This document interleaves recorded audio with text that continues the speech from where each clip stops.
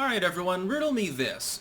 If the Chinese nation accidentally anal probed some US diplomats a couple of years ago, let's say 2018 or something, what would the front page news be? It would be Donald Trump is a poor leader, he doesn't care about US diplomats, he's a pile of shit, and, we're so sorry these people have to deal with such an inept president. And what's the headline news right now? China denies allegations that it forced US diplomats to get anal probes. Now, this is funny, because we know that this is a lie. They've been caught out in a lie. Let me explain. The initial reaction from Beijing, their official reaction to this report, which comes from an unnamed State Department official, which, take it with a grain of salt because it's an unnamed official. Their initial reaction was, yeah, we're sorry, it was accidental. We accidentally gave him the anal probe as opposed to the nose probe for the PCR, like the COVID test. Within hours, they switched their story. Now it's, we didn't give them those probes in the first place. No, nobody was compelled to take these tests. We're not sure what you're talking about. How did Beijingbiden initially react? Oh, well, that's undignified, he said. Mild concern. Very, very mild words from a very mild and meager mind. Again, I'm trying to look at the situation as though the former president were currently in power.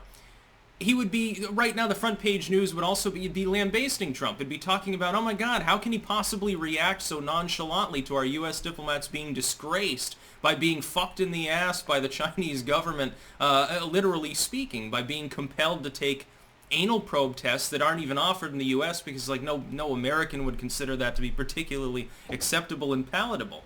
He would be raked over the coals by him. Why do I get the feeling that over the next 24 hours this story is going to drop off the headlines and no real questions are going to be asked of Biden at all? Somebody will probably ask Jen Psaki and she'll say, well, the Chinese are saying that it didn't happen. Let me circle back around to you later. And then the question will never get answered. Circular talking is all the White House press secretary currently does. That and hypocritically go against what she said years ago under Trump, like with the Syria strikes. Oh, how is this legal? It's a sovereign country. Oh, well, we congratulate the president. America's back. We're defending our troops finally again. Defending it by putting them literally in the path of danger and then hoping they get massacred so that we can bomb more people. That's basically what they're doing. China denies doing this, but they initially admitted to it. They just said it was a mistake. We're really, really sorry. Now, some lower-level official, who will probably get axed and put in the gulag, made the call. They did this with coronavirus, too. The Chinese state is highly centralized. Beijing calls the shots. They threw so many lower-level officials under the bus with regards to the Wuhan lab, and now they're trying to revise history Soviet style, which was predictable, and say, no, it didn't even have to do with the lab. Oh yeah, we apologized for months and months. We told the world, yeah, we're really sorry about it getting out of the Wuhan lab. Don't worry, we cut a bunch of people out of their jobs. Now they're saying, oh, well, no, had nothing to do with Wuhan. It entered the human population through, bushmeat or something. Well, we know that that's bullshit gaslighting. The Chinese government didn't even wait 24 hours to gaslight this story. It barely waited 24 minutes. They admitted to it. Biden is not going to address the issue. He doesn't even address issues anymore. He gives some scripted speeches, and then Jen Psaki has to deal with everything else. I almost feel sorry for her. Hypocrite and cronyist loser, neolib as though she may be, she has to clean up after one of the most monumental gaffe masters of all U.S. political history. A fucking whiner. He's got the crybaby aspect of Taft, the mental faculties of latter-day Woodrow Wilson, or maybe like Bush in his less cerebral moments, and then he has to deal with trying to live up to the Obama legacy, which I may not consider to be great, but at least people with D's after the name typically do. They want statues to Obama. They consider him to be one step shy of Jesus Christ. He's got to try to measure up kind of to that. It's funny watching him try. He's already pissed away half of his mandate. I love it when they do push polling. They're like, he's the most popular modern president. No, he's not, you fucking morons.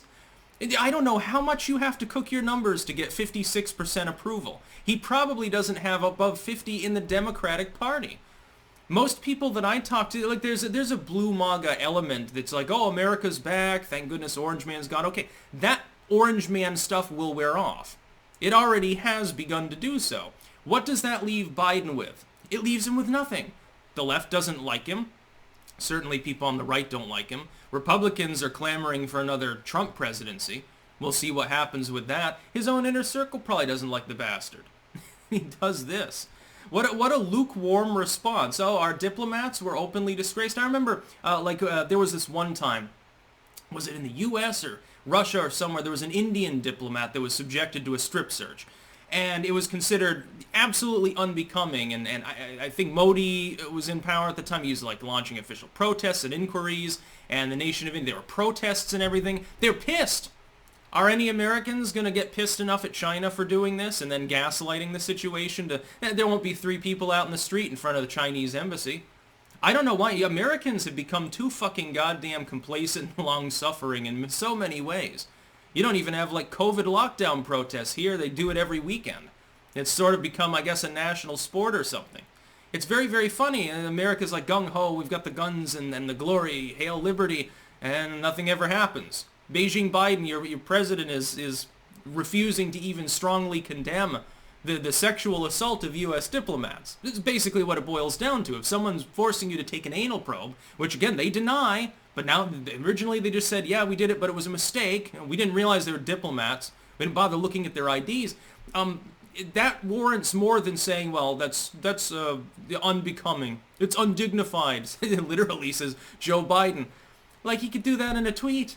And if Trump were to do that, by the way, again, he'd get raked over the coals and he'd be talked about as though he was out to lunch. Well, he doesn't care about diplomacy. He doesn't care that the U.S. diplomats were mistreated.